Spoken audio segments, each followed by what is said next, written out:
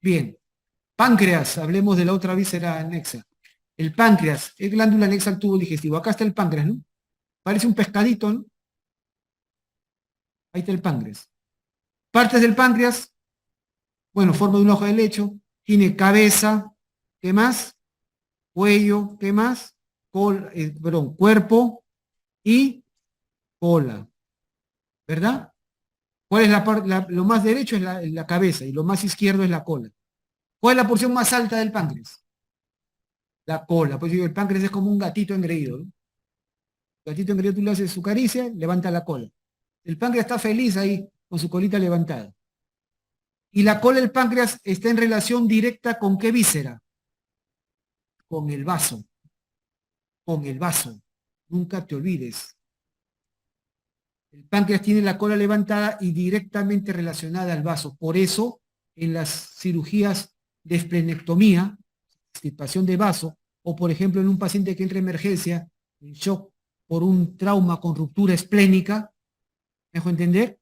Ya es traumatismo en la parte baja del tórax izquierdo, principal víscera que se puede haber roto es el vaso, ingreso, entonces tiene todos los signos de shock, todo entra a la operación, se hace la laparotomía y se encuentra un charco de sangre. Hay que succionar, se le pone al paciente su transfusión, succionar y retirar los restos de vaso. Hay que tener mucho cuidado a la hora de extirpar el vaso porque te puedes llevar la cola del páncreas. ¿Correcto? Y vamos a ver la consecuencia que trae esto. ¿Ok? Muy bien, entonces ya saben eso. Muy bien, entonces son las partes del páncreas, ¿ok? La cabeza del páncreas está en íntima relación ¿con quién? Con las 4 porciones del duodeno. El páncreas tiene su cabeza íntimamente relacionada al duodeno. ¿Estamos de acuerdo? Íntimamente relacionada al duodeno. ¿Ok? Mientras que el cuerpo y la cola se encuentran detrás de qué víscera, detrás de quién, quién estaría acá adelante. ¿Quién está acá adelante? El estómago. El estómago. ¿Me dejo entender? El cuerpo y cola del páncreas están detrás del estómago. ¿Ya? La cabeza está en relación directa con el duodeno, mientras que el cuerpo y cola están detrás del estómago. Y la cola especialmente relacionada con el vaso. ¿Está claro?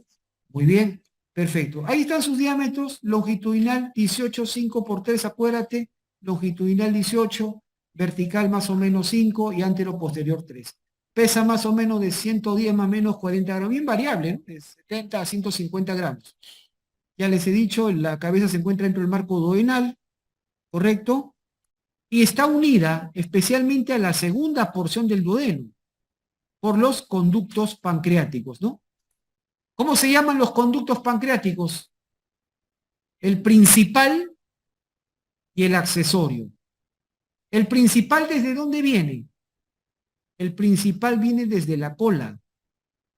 El conducto pancreático principal viene desde la cola. Llamado también conducto de Wirsum. Wirsum. ¿Me dejo entender? Conducto pancreático. Viene desde la cola. Sin duda alguna es el más largo, el principal. Y el otro, el accesorio, sale del principal. ¿A qué nivel? A nivel del cuello. Viene a nivel del cuello del páncreas. Y sale del principal y desemboca un par de centímetros más arriba. ¿Qué vierten los dos conductos que transportan? Jugo pancreático. ¿De qué naturaleza, de qué consistencia es el jugo pancreático? Ha sido otro examen. Ceroso. O sea que es fluido, acuoso. El jugo pancreático es ceroso, acuoso, fluido. ¿Me dejo entender? ¿Y a qué porción del duodeno se vierte? Segunda porción. Segunda porción. El conducto pancreático accesorio, me olvidaba, se le llama conducto de Santorini. El principal es el de Wirsum y el accesorio de Santorini. ¿Quedó claro? Muy bien. ¿Cuál de los dos se une al colédoco antes de desembocar? El principal. El principal se va a unir al colédoco antes de desembocar. ¿Estamos de acuerdo? Muy bien, perfecto. El cuello, miren el cuello, se encuentra justo delante de la vena porta. La vena porta está aquí atrás. ¿ven? Acá está la vena mesentérica superior. Está subiendo para formar junto con la vena esplénica la vena porta. La vena porta se forma justo detrás del cuello del páncreas. Justo detrás del cuello del páncreas. Muy bien. Y otro detalle importante. Ustedes tienen el páncreas. Acá, ¿cómo se llama la estructura o el vaso que viaja montada sobre el borde superior del cuerpo y cola del páncreas? La arteria esplénica. La arteria esplénica se encuentra montada sobre el borde superior del páncreas. Por eso cuando levanten el estómago, abran transcaviar los epiplones y vean páncreas, el vaso que está encima, ni lo duden, doctores, es la arteria esplénica. Es bien característica, late en vivo se ve que late, y además mírenme, es tortuosa, sinuosa. Yo le digo, me parece una culebrita encima del páncreas. Se mueve, ¿eh? Late. ¿Estamos de acuerdo? La arteria esplénica está yendo rumbo al vaso. Por eso cuando uno hace extirpación del vaso o vas a retirar los restos del vaso después de un estallido, una ruptura esplénica en un accidente, lo primero que tienes que hacer es buscar la arteria esplénica y ligarla. Tienes que ligar la arteria esplénica para detener el sangrado, aspiras, succionas toda la sangre que se ha llenado ahí y comienzas a retirar los espacios. El problema que se tiene es precisamente cuando se liga la arteria esplénica, tienes que ligarla en un punto distal a la cola, porque si no, puedes necrosar la cola del páncreas. ¿Estamos de acuerdo? Muy bien. Perfecto, ahí está. Irrigación arterial, la cabeza del páncreas está irrigada igual que el duodeno. Lo vimos en la clase pasada. Por 4 arterias. Las pancreatoduodenales superiores y las pancreatoduodenales inferiores. Estas irrigan cabeza del páncreas y duodeno. Las pancreatoduodenales superiores, ¿de dónde nacen? De la gastroduodenal. Ahí está, la gastroduodenal. ¿Y de dónde viene la gastroduodenal? De la hepática común. ¿Y la hepática común? Del tronco celíaco. Del tronco celíaco. ¿Me dejo entender? Y las de abajo, las pancreatoduodenales inferiores, vienen de la mesentérica superior. De la mesentérica superior. ¿Estamos de acuerdo? Aquí está la mesentérica superior. ¿Quedó claro? Observen aquí que la arteria y la vena mesentéricas superiores están cruzando por delante de la tercera porción del duodeno. Pasan por delante de la tercera porción del duodeno. ¿Ok? Bien. Mientras que el cuerpo y la cola del páncreas están irrigados ¿por quién? Por la arteria esplénica. La arteria esplénica da diferentes ramas para el páncreas. Da la pancreática dorsal, la pancreática mayor, la arteria de la cola del páncreas. La arteria de la cola del páncreas. ¿Estamos de acuerdo? La arteria de la cola del páncreas nace del esplénico. ¿Claro? Muy bien. Por eso acá le he puesto sus nombres, ¿no? Pancreática dorsal, que es la posterior, pancreática mayor y pancreática caudal. ¿Qué significa caudal? Cauda cola. ¿Cuál le decimos la arteria de la cola del páncreas? ¿Correcto? Muy bien. Simple. Nacen del esplénico. Facilito. Muy bien. Características funcionales. El páncreas es una glándula mixta. Es una glándula mixta. Tiene una porción exocrina y una endocrina. La porción exocrina constituye el 99% del páncreas. ¿Cuánto pesaba el páncreas? 110 más menos 40, ¿no? O sea, 70 a 150. Ya, pongamos en promedio 100 gramos. En promedio 100 gramos. De 100 gramos, 99 gramos son exocrinos. Y están formados histológicamente por los acinos pancreáticos, que acá están pintados de celeste. Esto es del Garner de histología, si acaso. Estos son los acinos pancreáticos, que son acinos serosos. Serosos. ¿Y qué producen? El jugo pancreático. Rico en enzimas que van a producir la digestión en el duodeno.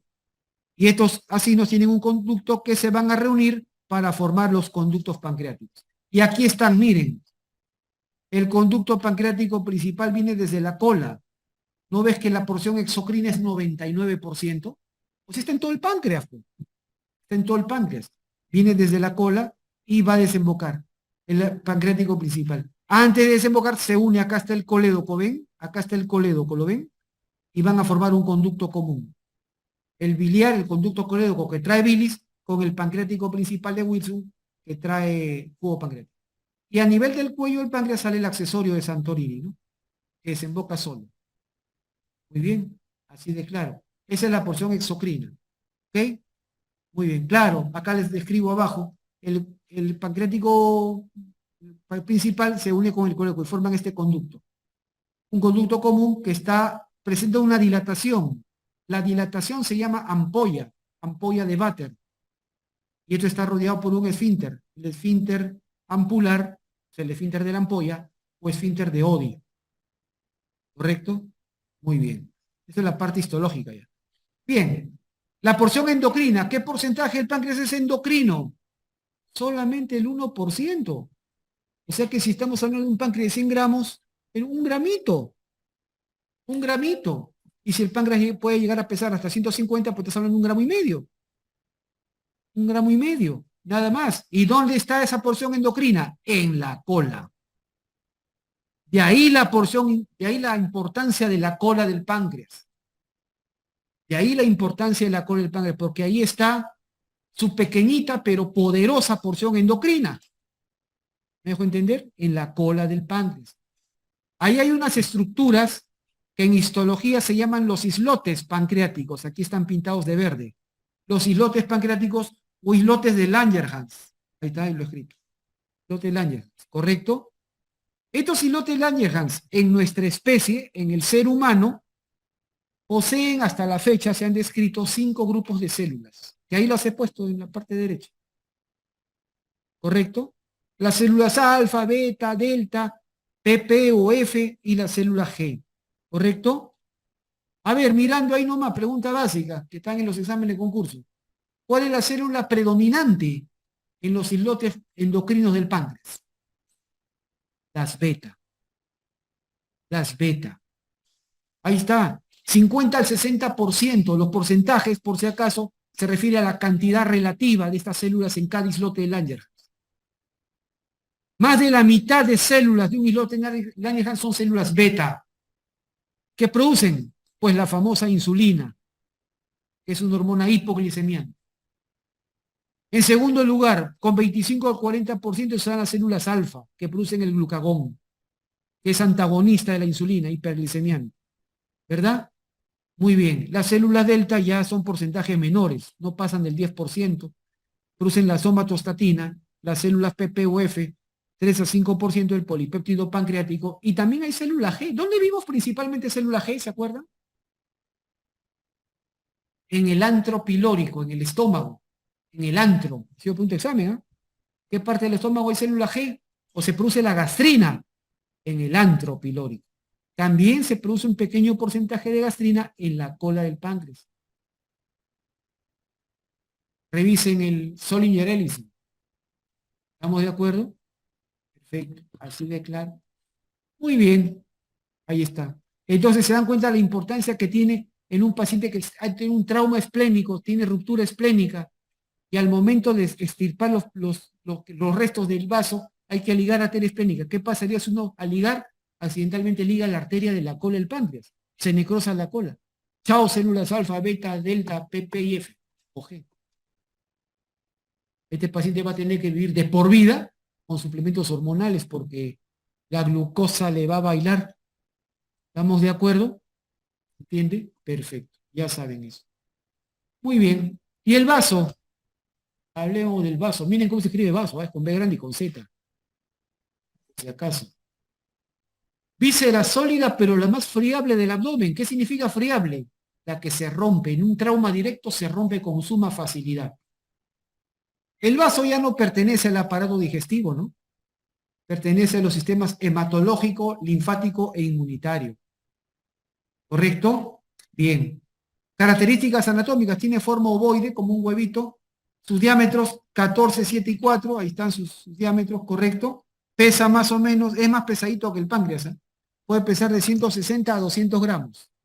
O sea, 180 más menos 20. ¿Correcto?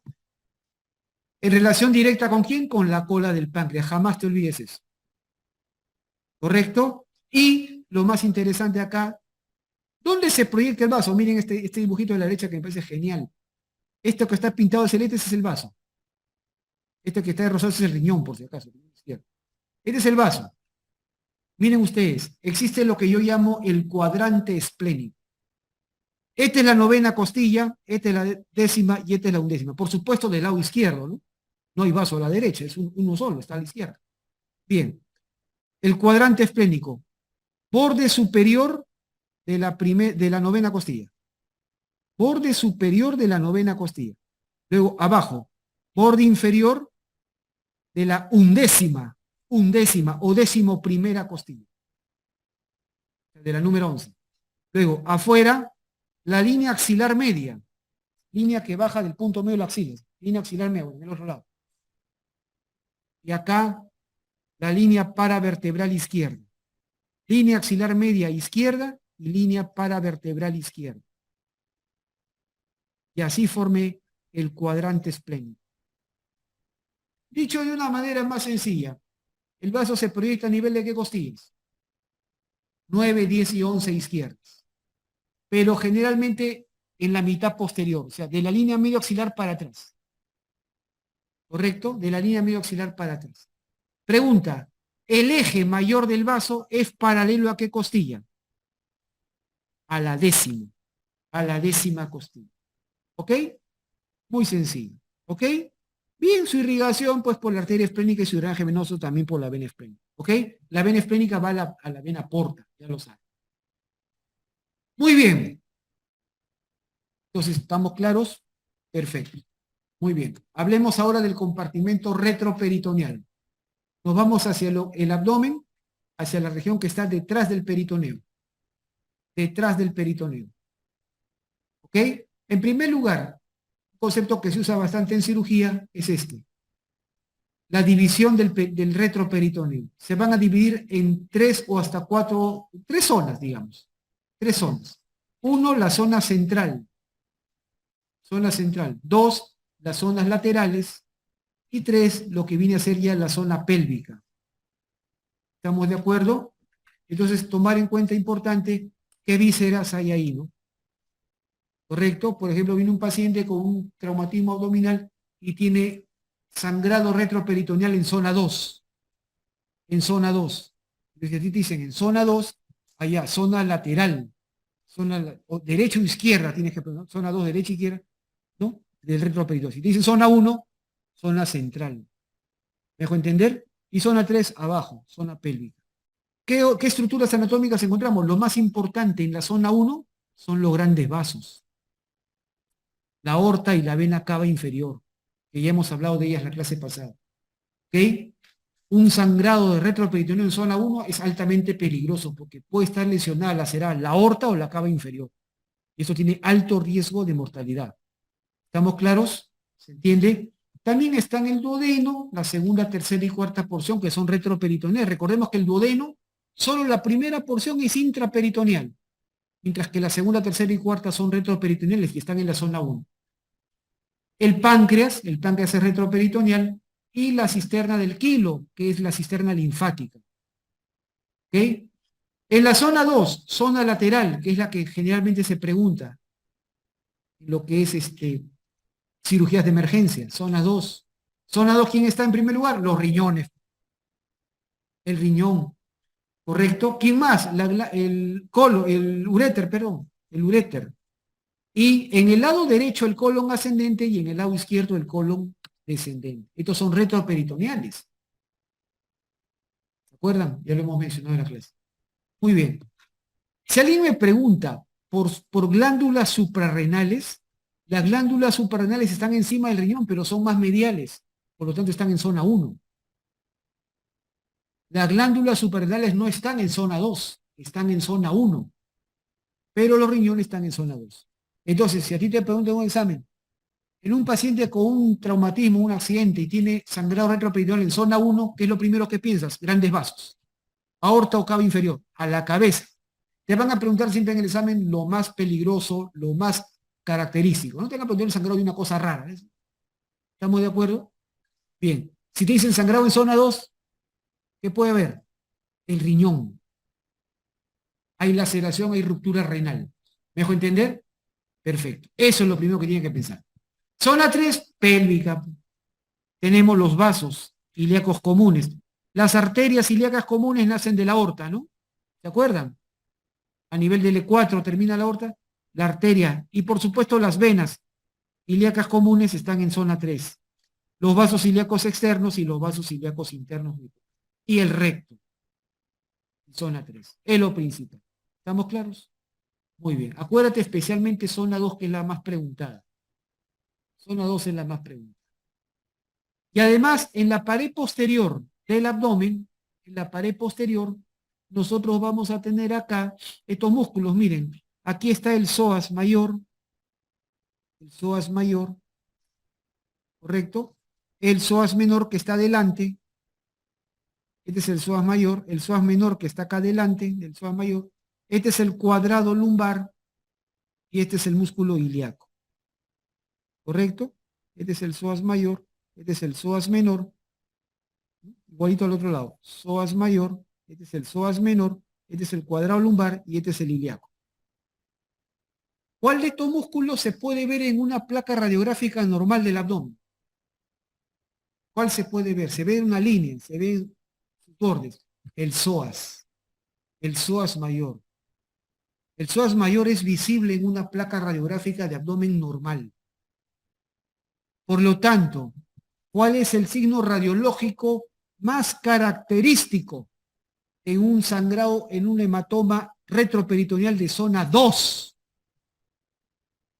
Lo que vas a ver, la sangre no se ve en la radiografía, pero cuando sospechas de que está ocupado por líquido o por sangre, borramiento del psoas. Borramiento del psoas. Eso es lo que se ve característicamente. ¿Correcto? Muy bien. Eso es lo fundamental. Perfecto. Bien, hablemos de los riñones, es bastante sencillo. Los riñones son dos vísceras sólidas, están retroperitoneales y son los componentes principales del aparato urinario. Tienen forma de un frijolito, ¿verdad? Forma de un frijol o una habichuela, ¿no? Sus diámetros son, acuérdate, 12 por 6 por 3. Fácil. 12 por 6 por 3. En ecografía, las medidas de un riñón se miden por ecografía. 120 por 60 por 30 milímetros, ¿no? Ahí están sus variantes, peso 150 más o menos 30 gramos. El riñón izquierdo suele ser más alto. Además es ligeramente más grande y ligeramente más pesadito. Riñón izquierdo. Izquierdo está más alto, más grande y ligeramente más pesadito. El riñón derecho obviamente está más bajo, es ligeramente más pequeño y más liviano. ¿Por qué? Por la presencia del hígado. El hígado es más voluminoso en el lado derecho, por eso no deja que el riñón derecho crezca tanto. Y encima está más bajo. ¿Estamos claros? ¿Entiende? El riñón derecho suele ser más bajo, ligeramente más pequeño y más liviano. El riñón izquierdo, ahí está a la altura de las vértebras T11 a L2, mientras que el derecho T12 a L3. ¿Ok? Entonces digamos que los dos riñones a qué altura se proyectan. Pues desde T11 hasta L3. ¿Estamos de acuerdo? De T11 hasta L3. Sus medios de fijación. ¿Quién mantiene el riñón en su posición? Si bien es cierto, hay una pregunta en el recientado médico, una pregunta relativamente antigua, donde le preguntan, ¿cuál es el principal medio de fijación del riñón? Y ponen como respuesta el pedículo renal. Acá está el pedículo renal. Es decir, la arteria renal, la vena renal y el uréter. Sin duda, son medios de fijación. Nadie duda de eso. Pero como principal, bueno. Lo que ocurre, y también quiero tomar en cuenta, es que el riñón así desnudo no está. Miren el dibujo de la derecha. El riñón está rodeado por dos capas de grasa, entre las cuales se va a encontrar un tejido que se llama la fascia renal. Vamos a tener la grasa que está por dentro de la fascia renal, se llama la grasa perirenal. Perirenal, acá está. O cápsula adiposa. Ahí lo he puesto. Cápsula adiposa. Y la que está por fuera de la fascia renal se llama la grasa pararrenal. Pararrenal. Estas dos grasas son sumamente importantes y también ha venido una pregunta, Estas grasas funcionan como cojinetes, como almohadillas que mantienen al riñón en su sitio. ¿Me dejo entender? Entonces, ¿qué pasa si una persona, por ejemplo, se autosomete pues a una hambruna, ¿no? Él cree que está haciendo una dieta, ¿no? Pero la dieta es como una indicación médica, es una receta, pero hay gente que cree que hacer dieta simplemente deja de comer, ¿no? Entonces, qué sé yo, tiene pronto una fiesta, un matrimonio y quiere entrar en el vestido. ¿Estamos de acuerdo? Entonces, estas personas que tienen una baja brusca de calorías, estas grasas son grasas de metabolismo rápido. A diferencia, por ejemplo, en la grasa subcutánea, los rollitos del abdomen, ese grasa de metabolismo lento, ¿no? ¿Cuánto cuesta bajar eso? Ya deben estar en el gym, ya todo, ¿no? Objetivo verano 2024. Pasan los meses y el rollo sigue ahí, no baja. En cambio, esta grasa sí, baja con una facilidad impresionante, es grasa de metabolismo rápido. Entonces, cuando una persona hace una restricción calórica marcada, estas grasas se pierden y el riñón pierde una importante biofijación, se desestabiliza y se produce lo que se llama, voy a escribirlo acá, la ptosis renal. Es decir, caída del riñón, desciende un poco de su posición, como que cae, ¿me dejo entender? Desciende. Y esto tracciona la fascia renal. Entonces, es el típico paciente, ¿no? Generalmente, ¿quiénes hacen dietas de esa naturaleza? Son de las mujeres, ¿no? Más frecuentes, son más, se fijan más en la silueta, digámoslo así, ¿no? Entonces, generalmente es una paciente, ¿no? Que ha hecho dieta, está adelgazada, marcadamente adelgazada, y refiere que cuando camina siente dolor en los lados del abdomen. Le duele la zona, los costados del abdomen y la zona posterior, la zona lumbar. Tiene dolor. Y además siente bochorno, calor en la cabeza. Lo curioso es que esta paciente esos síntomas se le pasan cuando reposa, cuando se echa.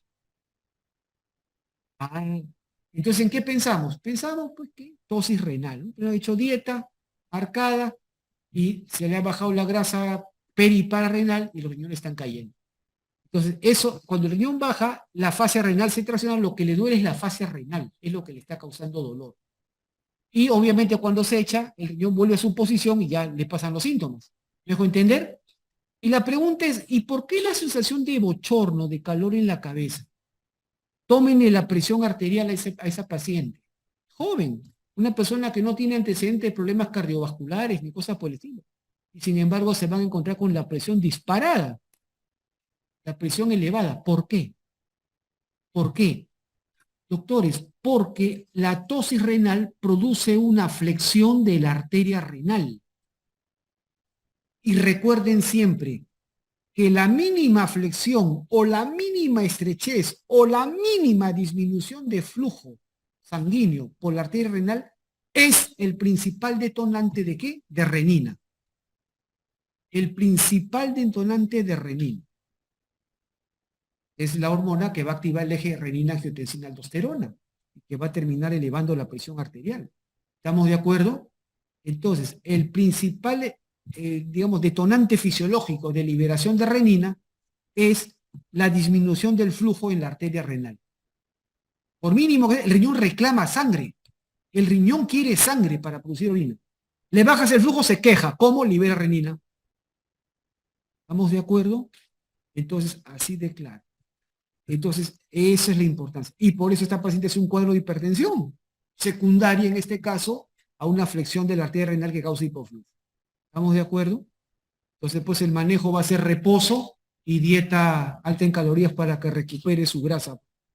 ¿Estamos de acuerdo? Ya cambia de vestido para la fiesta. ¿Estamos de acuerdo? Muy bien. Entonces, esa es la importancia de estos elementos. ¿Ok?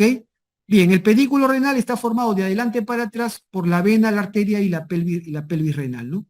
De adelante para atrás, el más anterior es la vena, el segundo es la arteria y el tercero es la pelvis. ¿Correcto? De la pelvis renal sale el uréter. De la pelvis renal sale el uréter. Ahora miren ustedes, las venas renales salen del riñón y van hacia la vena cava inferior. La vena cava inferior está más cerca del riñón derecho, por lo tanto, la vena renal izquierda es más larga. La vena renal izquierda es más larga que la derecha. Y además cruza, mira, ve, entre la arteria mesentérica superior y la aorta. La pinza aortomesentérica. La pinza aortomesentérica por ahí cruza la vena renal izquierda. Entonces, mira, la vena renal izquierda es más larga que la derecha. Pasa por delante de la aorta y cruza la pinza aortomesentérica. ¿Estamos claros? ¿Se entiende? Además, esta vena renal izquierda recibe a dos tributarias importantes. Uno, mira esta vena, la vena suprarrenal izquierda, la vena de la glándula suprarrenal izquierda y la vena gonadal izquierda. Si esto fuera hombre, sería testicular izquierda. Si fuera mujer, sería la vena ovárica izquierda.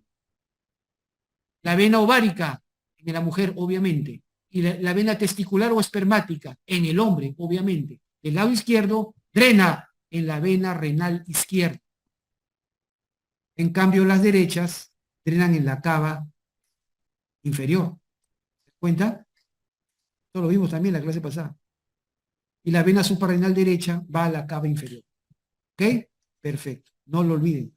Por su parte, las arterias renales nacen de la aorta y entran al riñón. Como la aorta está más cerca del riñón izquierdo, la arteria renal derecha es más larga. Es al revés. En el caso de las venas renales, la izquierda es más larga. En el caso de las arterias renales, la derecha es más larga. La arteria renal derecha es más larga y pasa por detrás de la cava inferior. ¿Ok? ¿Se entiende? Entonces ahí están los dos vasos abrazaditos. Con Jack y Rose, ¿no? En Titanic. ¿Es la película no? En la proa del barco. ¿Estamos? Cuando veo los dos ahí en la proa del barco, ya veo la cava inferior y la aorta. ¿Estamos de acuerdo? Bueno, pues son las secuelas de enseñar anatomía. Entonces, muy bien. Perfecto. Ahí está escrito. Perfecto. Ya todo lo que he dicho está ahí. Muy bien. Los riñones por dentro, morfología interna. Cuando uno coge el riñón, lo primero que ve es, uno, la corteza. Miren, esta es la corteza del riñón. Pero la corteza del riñón tiene dos porciones. Esta porción que vemos acá es la porción superficial de la corteza. Pero la corteza también tiene unas prolongaciones profundas, ¿ven? Esto es corteza que se mete. La porción profunda de la corteza, que se llama columnas interpiramidales, está escrito, o de Bertin.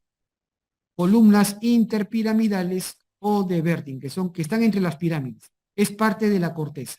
¿Ok? Perfecto. Y la médula renal está formada por las famosas pirámides renales o pirámides de Malpighi, ¿correcto? Que son de 12 a 15. De 12 a 15 pirámides de Malpighi en un riñón, ¿correcto? Y estas pirámides apuntan, tienen su vértice, el vértice, la puntita, el vértice de las pirámides se llama papila, papila urinaria o papila renal. Papila urinaria o papila renal. ¿Por qué menciono esto? Pregunta básica. Enfermedad metabólica de origen endocrino que causa necrosis papilar. ¿De cuál estoy hablando? Es una complicación. La diabetes mellitus. La complicación más severa de una nefropatía diabética es la necrosis papilar. En pocas palabras, se mueren las puntas, los vértices de las pirámides. Necrosis papilar, está hablando de las papilas, los vértices de las pirámides, por donde se está filtrando la orina. ¿Me dejo entender? Muy bien. Estas papilas, en condiciones normales, miran hacia la zona central, esta cavidad que se llama el seno renal. En el seno renal vamos a encontrar acá unas formaciones que se llaman los cálices, ¿ven? Los cálices menores. Los cálices menores. Cada papila vierte la orina hacia un cáliz menor. Cáliz es por la forma de una copa, pues eso que usan los sacerdotes en la misa, igualito. Los cálices menores se van a reunir y van a formar, ¿qué cosa? Cálices mayores. Y los cálices mayores forman la pelvis renal, en ese orden. La papila desemboca en un cáliz menor. Los cálices menores forman cálices mayores. Y los mayores forman la pelvis renal. Y de la pelvis renal, ¿quién sale? El uréter. Esa es la secuencia. ¿Ok? Perfecto. Ahí está, ¿no? Perfecto, ahí está escrito, ¿no? Perfecto, ahí está todo perfecto, genial. Muy bien, irrigación del riñón, la arteria renal, ¿se acuerdan? La arteria renal, ¿ok? La arteria renal nace de la aorta, ya lo saben. La derecha es más larga que la izquierda, también lo saben. La arteria renal dentro del riñón va a formar, escuchen bien, 5 arterias segmentarias. Dentro del riñón va a formar 5 arterias segmentarias. ¿Por qué se les llama así? Porque son las que determinan los segmentos renales. Miren, otro órgano que se segmenta. Otro órgano que se segmenta. La segmentación pulmonar, ¿quién la determinaba? La división bronquial. La segmentación hepática, la segmentación del hígado, ¿quién la determinaba? La ramificación de la vena porta. Y la segmentación renal, ¿quién la determina? La división de la arteria renal. La arteria renal. ¿Correcto? Da 5 arterias segmentarias, por eso el riñón tiene 5 segmentos. 5 segmentos. Fácil. El de arriba se llamará pues superior o apical, ¿no? Superior, el de acá el 1, 2 antero superior, 3 antero inferior, 4 inferior y 5 posterior. Más son los segmentos. ¿Ok? Perfecto. Bien, estas arterias segmentarias que están del riñón van a formar luego secuencialmente las arterias lobares, luego las arcuatas o arqueadas y finalmente las interlobulillares.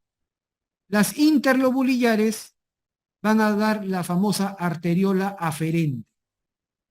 La arteriola aferente, que va a formar el glomérulo renal. ¿Ok? Y acá hablamos del concepto de nefrón, ¿no? Es la unidad estructural del riñón. Cada riñón tiene más o menos 1 millón de nefronas. ¿Sus componentes cuáles son? El corpúsculo renal o de Malpighi, que acá está en la imagen de la derecha. El corpúsculo renal es un glomérulo, miren, acá está la arteriola aferente, ¿ven? Que va a formar un capilar que está flexionado, doblado, y luego sale por una arteriola eferente. Este capilar, que es el glomérulo, va a estar rodeado por una membrana de doble hoja, la cápsula de Bowman. La cápsula de Bowman. Entonces, el glomérulo más su respectiva cápsula de Bowman forman el llamado corpúsculo renal o de Malpighi. ¿Ok? Eso es el corpúsculo renal. Luego del corpúsculo renal se forma el túbulo proximal.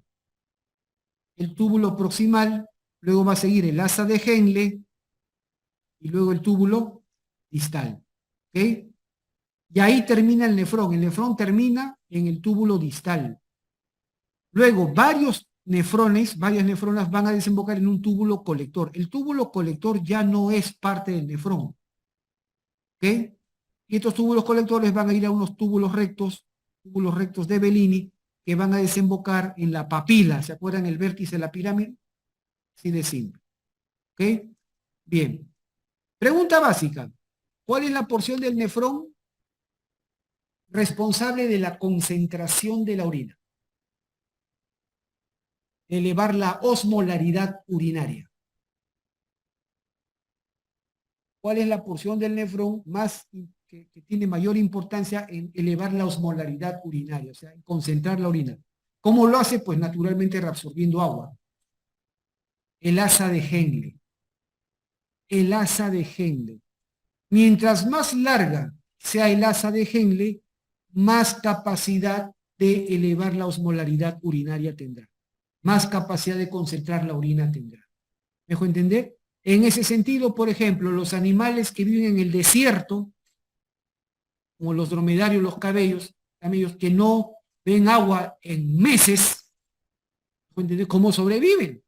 Pues su organismo no se da el lujo de perder agua, de producir mucha orina. Su orina es sumamente concentrada y sumamente escasa. Entonces sus riñones tienen asas de Henle bastante largas. ¿Me dejo entender? Nuestra especie no concentran tanta agua, por eso permanecemos siempre con nuestra botellita de agua al lado, ¿verdad? Tenemos que estar ingiriendo agua. ¿Puedo entender? Entonces, ¿por qué? Porque nuestras asas de Henle no son tan largas. Y es más, en nuestro riñón existen dos tipos de nefronas, miren, dos tipos de nefronas. Estas con asas de Henle más largas, ¿correcto? Más largas se llaman nefronas yuxtamedulares. Y estas con asas de Henle más pequeñas, nefronas corticales o superficiales. ¿Estamos de acuerdo? Pregunta, ¿qué tipo de nefronas predominan en el riñón humano? ¿Saben cuáles, doctores? Esta de acá. Las corticales, la de asa de Henle corta. De asa de Henle corta. Por eso, mucha capacidad de retener agua no tenemos. ¿Me dejo entender? ¿En qué proporción? Para que lo sepan, ¿en qué proporción hay? Proporción de 7:1. Nefrones corticales superficiales con respecto a nefrones profundos, yuxtamedulares. En el riñón humano la proporción es de 7:1. ¿Estamos de acuerdo? Muy bien, pero ya saben, el elemento importante en concentrar orina, el asa de Henle. Ya el resto, todos los detalles los van a ver en fisiología y en nefrología. ¿Ok? Bien, el aparato yuxtaglomerular es un elemento histológico. Miren ustedes acá tenemos la arteriola aferente, aquí la eferente y por acá está el glomérulo, ¿verdad? Hay una zona de contacto entre la arteriola aferente y el túbulo distal, una zona en que se contactan. Y en esa zona en que se contactan, las células se modifican. ¿Me dejo entender? Se forman del lado de la arteriola aferente las llamadas células yuxtaglomerulares. Las células yuxtaglomerulares están en la pared de la arteriola aferente, mientras que del lado del túbulo distal se forma la llamada mácula densa. Y entre ellos hay un grupo de células que son las células lasis, o también llamadas células mesangiales. Mesangio significa en medio de arterias o arteriolas. Bien, básicamente las células yuxtaglomerulares, estas son las que producen la renina. ¿Dónde se produce la famosa renina? En las células yuxtaglomerulares. ¿Dónde están las células yuxtaglomerulares? En la pared de la arteriola aferente. Es conformante del aparato yuxtaglomerular. La mácula densa producen adenosina y las células LASI son células de sostén. ¿Ok? Muy bien, nada más. Eso es lo importante. ¿Ok? Bien, y unas palabritas sobre glándulas suprarrenales. Facilito. Las glándulas suprarrenales son dos vísceras sólidas muy pequeñas que no son iguales. La derecha tiene forma de una pirámide, la izquierda tiene forma de semiluna. Sus diámetros ahí están, son bastante pequeñitas, 3 centímetros, ¿correcto? ¿No? 3 por 2.5 a la derecha, 2 por 3.5 a la izquierda, son muy pequeñas, pesan 6 a 8 gramitos y esto ha sido pregunta de examen, la irrigación arterial, ha sido pregunta hace 2 o 3 años. Vino, ¿de dónde sale la arteria suprarrenal superior? Cada glándula suprarrenal recibe 3 grupos de arterias. Tenemos las suprarrenales superiores, que nacen de la diafragmática inferior o frénica inferior. ¿Estamos de acuerdo? Que a su vez viene de la aorta. La suprarrenal media es rama directa de la aorta y la suprarrenal inferior es rama de la renal. ¿Quedó claro? Así de fácil. Mientras que su drenaje venoso es más sencillo. Drenan solamente por una vena, pero la diferencia está a dónde va esa vena. Del lado izquierdo, la vena suprarrenal izquierda va a la vena renal izquierda, pero la derecha va a la vena cava inferior. ¿Estamos de acuerdo? Nada más. Y por último, en este esquema que yo he elaborado, este esquema que está abajo, he puesto acá que al corte la glándula suprarrenal tiene una porción interna que es la médula y en la superficie la corteza. ¿Correcto? Aquí se ha elaborado un corte donde vamos a ver claramente que la mayor proporción es corteza, 90 a 10% con respecto a la médula. O sea que la médula de la glándula es bastante laminar, bastante finita. ¿Correcto? Bastante finita. Y en la corteza hay 3 zonas que nunca debes olvidar. Yo siempre recordaba, me acuerdo de mis épocas de alumno, glofarre, glomerular, fascicular y reticular. Glomerular, fascicular, de superficie a profundo, ¿correcto? De superficie a profundo. Pero también como que iguales no son. ¿Cuál es la capa predominante en la corteza suprarrenal? Ahí lo tienen, porcentaje les he puesto todavía. La segunda, ¿no? ¿Verdad? Con 80% del espesor de la corteza, la zona fascicular es la capa predominante. ¿Correcto? 13% la glomerular y solamente un 7% de la reticular. Y cada capa produce pues una familia de hormonas, ¿no? Glomerular, hormonas de la familia de los mineralocorticoides con la aldosterona a la cabeza, ¿correcto? Fascicular, los glucocorticoides con el cortisol a la cabeza. Y la reticular, la más delgada de la corteza, produce los andrógenos suprarrenales, ¿no? Con la dehidroepiandrosterona a la cabeza, ¿correcto? Muy bien. Mientras que la médula, que es bastante laminar, 10%, produce catecolaminas, especialmente adrenalina. Acá se produce la adrenalina, ¿correcto? La adrenalina.